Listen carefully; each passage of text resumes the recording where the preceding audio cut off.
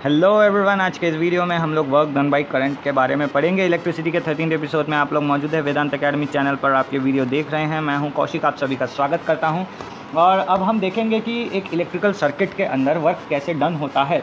अब electrical circuit के अंदर वर्क डन होने का मतलब क्या हुआ? मतलब यही हुआ कि यहाँ पर एक हायर पोटेंशियल, एक लोअर पोटेंशियल लगा करके जो है यहाँ पर हमने सर्किट तैयार किया। सर्किट के अंदर जो है करंट का फ्लो किया गया और ये जो है एक डिवाइस को टच करके वापस अपना सर्किट क्लोज करती है।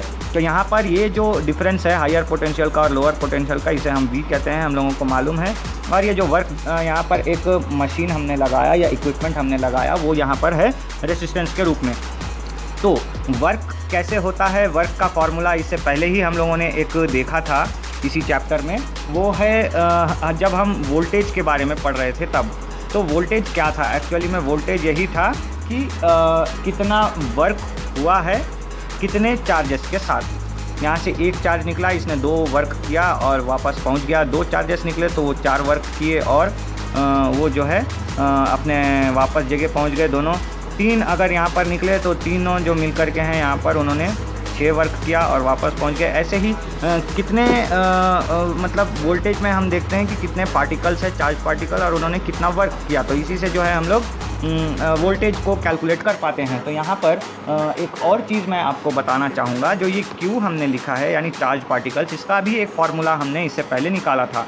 वो ये था कि what is charge particles. What is charge particles का फार्मूला यही था कि यहाँ पर करंट का फ्लो हमने देखा था चार्ज पार्टिकल्स में। तो व्हाट इज़ करंट का flow, that is charge particles पर सेकेंड या मिनट जो भी है टाइम।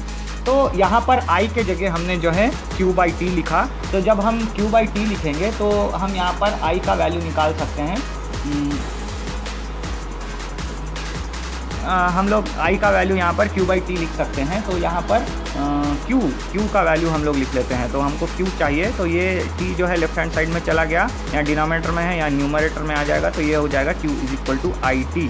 तो आप लोग समझ गए होंगे हम लोग यहाँ पर क्या क्या फार्मूले लिख चुके हैं, उसको एक बार फिर से मैं यहाँ पर लिख देता हूँ। पहला फार्मूला हमने देखा, voltage = work done divided by charges. उसके बाद हमने करंट का फ्लो देखा, ये हो गया चार्जेस पर टाइम। फिर हमने जो है इसको रीमॉडिफाई किया और ये लिखा हमने चार्जेस के बारे में, that is flow of current times time. तो ये हमारे पास 2 फार्मूले बन गए। तो हम इसको मिटा देते हैं, Q=IT बन गया। अब यहाँ पर मैं क्या करता हूँ, मुझे वर्क डन को पता करना है। मुझे वोल्टेज से मतलब नहीं है, अभी कितना काम हुआ वो देखना है। तो सिमिलरली इसको भी मैं LHS में भेज देता हूँ। तो ये जो है बन जाएगा W=V, Q डिनोमिनेटर में है, ये बन जाएगा VQ। ओके, तो यहाँ पर यही चीज़ है। हमने 2 फार्मूले यहाँ पर तैयार कर लिए करंट के फ्लो को लेकर। अगर हमारे पास वोल्टेज दिया रहेगा और चार्ज पार्टिकल्स दिए रहेंगे तो हम W=VQ वाला फार्मूला यूज़ कर पाते हैं। लेकिन अगर हमारे पास वोल्टेज नहीं दिया रहेगा या चार्ज पार्टिकल्स नहीं दिया रहेगा, चार्ज पार्टिकल्स अगर नहीं दिया है तो हम वर्क कैसे निकालेंगे? तो हम क्या करेंगे, सिंपली इस V को ऐसे ही रखेंगे। Q के जगह पे हम लोग जो है IT लिख लेंगे, क्योंकि Q=IT। तो Q की जगह अब IT ने ले ली है। यहाँ पर जो है 2 फार्मूले हमने वर्क के लिए बना लिए। पहला फार्मूला ये है जिसमें कि चार्ज पार्टिकल और वोल्टेज है। दूसरा फार्मूला ये है जिसमें कि वोल्टेज और चार्ज करंट फ्लो और टाइम तीनों दिया रहेगा। जैसे कि क्वेश्चंस आते हैं, यहाँ पर क्वेश्चन में पूछा जाता है वर्क डन मालूम कीजिए, जबकि आपको पोटेंशियल डिफरेंस पता है और चार्ज पार्टिकल्स का यहाँ पर आपके पास नंबर मौजूद है। अगर अदरवाइज़ वोल्टेज दिया रहेगा, पोटेंशियल डिफरेंस दिया रहेगा। मान लीजिए 2200 वोल्ट का एक करंट बहता है और 2 एम्प्स का, इसमें 2 एम्प्स करंट यहाँ पर फ्लो होता है और 10 सेकंड तक फ्लो होता है। ऐसे करके डेटा दिया रहेगा तो हमको वर्क डन जो है वो पता करना पड़ेगा। तो इस हिसाब से हम लोग वर्क डन का फार्मूला निकाल सकते हैं। इसके अलावा एक और चीज़ मैं आप लोगों को यहाँ पर बता देना चाहूँगा, वो ये है कि जब हम लोग पावर के बारे में बात करते हैं तो पावर, व्हाट इज़ पावर? काम करने की क्षमता जो है वो पावर है। तो power means what? Power means work by time. Okay, एक टाइम में, 1 सेकंड में आप कितना वर्क कर पाए वही आपकी पावर है। अगर आप ज़्यादा वर्क कर पाए तो आपका ज़्यादा पावर होगा। तो जब मैं यहाँ पर इसको पहुँचाता हूँ, T को लेफ्ट हैंड साइड में ले जाता हूँ, तो ये बचता है W और ये हो जाता है PT। ओके, तो ये पावर हो गया। तो यहाँ पर वर्क का एक और फार्मूला भी हमने निकाल लिया, वो ये है कि यहाँ पर पावर हमारे पास मौजूद है और टाइम भी मौजूद है। तो वर्क =पावर × टाइम। लेकिन अगर हम लोगों को पावर ही निकालना है तो पावर ही अगर हम निकालेंगे तो ये हो गया वर्क पर टाइम। वर्क की जगह हमने क्या लिखेंगे यहाँ VIT, और ये जो है T और T कैंसिल हो जाएंगे। तो पावर का फॉर्मूला हमारे पास क्या बन करके आया, वो बन करके आया VI। सिर्फ अगर हमारे पास वोल्टेज और फ्लो ऑफ करंट मौजूद है तो हम लोग जो है बड़ी आसानी से यहाँ पर पावर को निकाल सकते हैं। अब यहाँ पर मैं आपको और एक चीज़ बता देता हूँ, कोई भी मशीन अगर हमारे पास मौजूद है तो उसमें जो है ऐसे वर्क और पावर का हमको जो है सप्लाई निकाल के देना पड़ेगा, और इसके लिए जो है हम लोग अलग अलग यूनिट्स भी यूज़ करते हैं। वर्क को जब हम लोग वर्क की जो हमारे पास यूनिट मौजूद है SI सिस्टम में, दैट इज़ जूल्स, और पावर की जो हमारे पास सिस्टम है वो है वाट्स। तो ये हमारे पास मौजूद है यहाँ पर, हमारे अलग अलग यहाँ पर जो है ये मौजूद हैं यूनिट्स भी। अब और एक चीज़ मैं आपको बता देता हूँ, हम बात करेंगे एफिशिएंसी को लेकर के। तो यहाँ पर 2 टाइप के हमारे पास हमेशा सप्लाई रहती है। अब मान करके चलिए यहाँ से करंट फ्लो शुरू हुआ, और ये जो है हमारे एक यहाँ पर हमने एक मोटर लगा दिया है, और ये मोटर जो है ऐसे पानी फेंकता है। तो यहाँ पर ये करंट वापस इधर पहुँच जाती है, लेकिन ये मशीन जो है यहाँ पर आउटपुट देता है। ये आउटपुट में क्या होगा, ये होगा वाटर। तो ये पंप जो है हमारा पानी देता है। तो इसको जब हम मापते हैं तो mgh में मापते हैं कि कितना मास ऑफ वाटर, ग्रेविटेशनल, यहाँ पर हमने एक्सेलरेशन ड्यू टू ग्रेविटी लिखा, और कितने हाइट तक इसने पानी को दौड़ा मतलब पहुँचाया। This is output. और ये जो करंट हमने फ्लो किया ये हो गया इनपुट।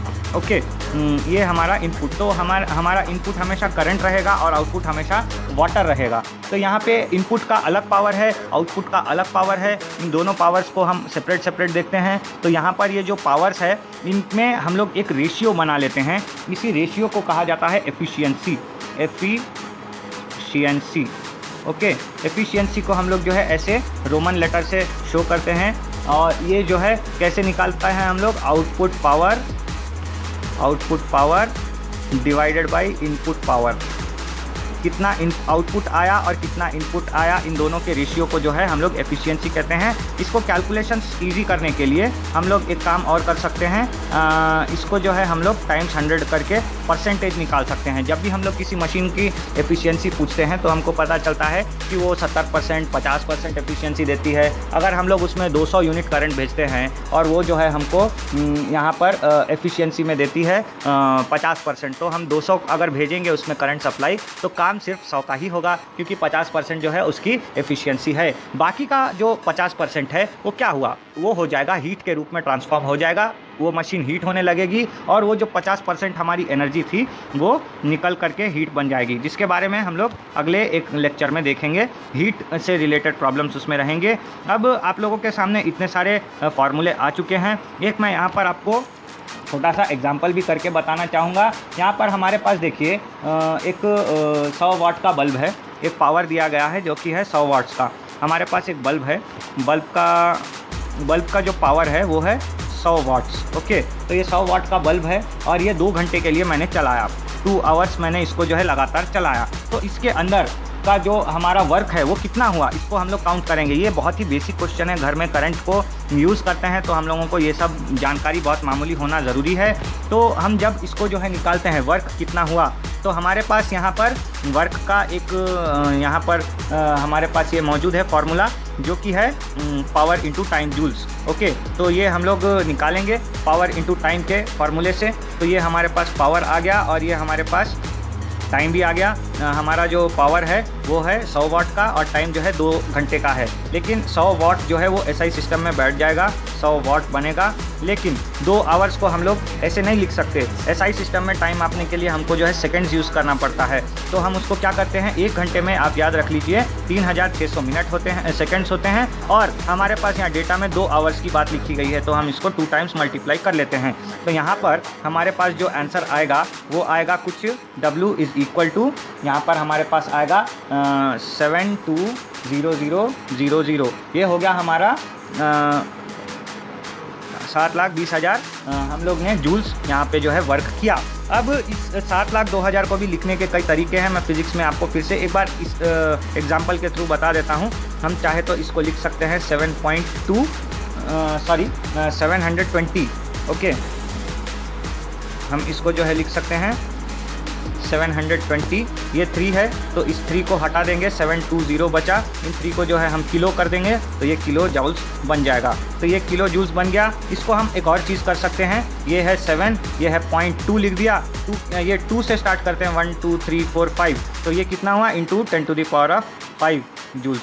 ओके, ऐसे करके हम लोग फिजिक्स में इसको लिख सकते हैं। तो 7.2 इंटू 10⁵ जूल्स का यहाँ पर वर्क हुआ, और ये वर्क जो है हमारे 100 वाट के बल्ब ने किया। ये हमारे 100 वाट के बल्ब ने जो है 2 घंटे में इतना वर्क किया, इसके बारे में हमने कैलकुलेशन किया। जहाँ तक बात एफिशिएंसी की है, आप अगर एफिशिएंसी ज़्यादा अगर आपकी एफिशिएंसी वाले घर में इक्विपमेंट्स है, तो एक चीज़ मैं आपसे कहना चाहूँगा, ये मेरी अपील है आप लोगों से कि घर में जब भी आप इलेक्ट्रिकल अप्लायंसेस यूज़ करें तो ध्यान रखिए कि ऐसी मशीन लाएँ जिसकी एफिशिएंसी ज़्यादा हो, कम ना हो। क्योंकि आप जो है 70 काम का, अगर आपका काम 50 का है तो आपको जो है 100 एनर्जी खर्चा करना पड़ेगा, अगर आपका 50% का एफिशिएंसी है। तो अगर आपका एफिशिएंसी 70 है तो आपको जो है 70 है तो आपको थोड़ा कम यहाँ पर काम करना पड़ेगा।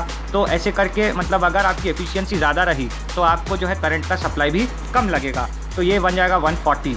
मतलब आप समझ रहे होंगे यहाँ पर आपको जो है करंट आपको कम यूज़ करने के लिए आपको जो है आपको, अगर आप यहाँ पर मैं आपको और थोड़ा क्लियरली बता देता हूँ। अगर हमको 100 का काम करना है और हमारी मशीन, देखिए वैसे तो कोई भी मशीन 100% एफिशिएंट नहीं होती, तो यहाँ पर 80% अगर हमारी एफिशिएंसी है तो 100 की पावर जब हम लगाएंगे तो 80 ही काम होगा। अगर हमारी मशीन और कम एफिशिएंट है, 50 ही एफिशिएंट है, तो इस 50 को कराने के लिए हमको 100 का यूनिट खर्चा करना पड़ेगा।